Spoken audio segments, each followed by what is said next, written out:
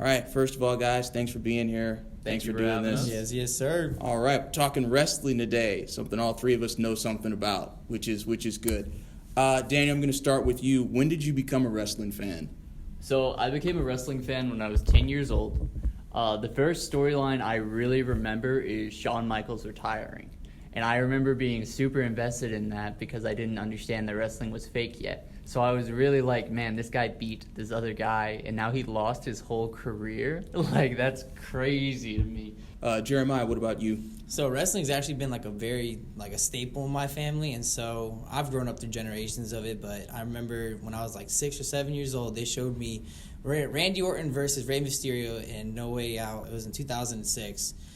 Right before, the triple threat match between Kurt Angle, Randy Orton, and Rey Mysterio. And just seeing, the chemistry, I just kind of, opened up my eyes. So I was like, dang, that's, some crazy level things to be that athletic and just, know how to work with somebody to put out this amazing match. That's kind of how I got into all that. Real quick for me, Rock and Cena, 2012. 2012 was when I got into it.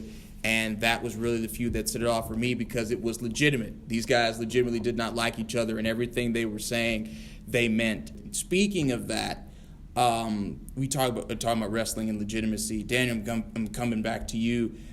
Where do you view wrestling? Is it a sport? Do you call it a performance art? Where has your view always been on what wrestling should be considered? So I'm strongly for it being considered a performance art. I consider it as its own art form in its own way. I think that's really when wrestling's at its best, if I'm going to be honest.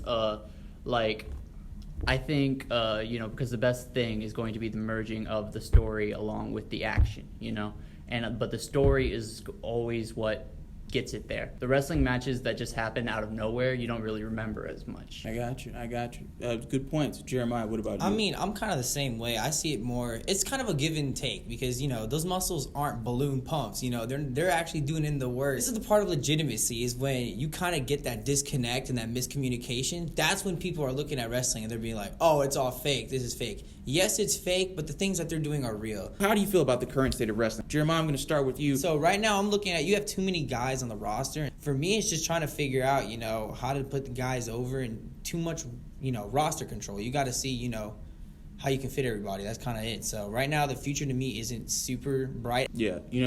Daniel, what about you? Current state of wrestling, how do you feel? So I'm excited for the future. For the first time in wrestling's history, pretty much, there's alternative options to WWE. So now that there's all these promotions, it's just going to generate a bunch of different products and a bunch of different fans. So yeah, I'm really optimistic about the future. Thank you guys for being here, and I really appreciate it.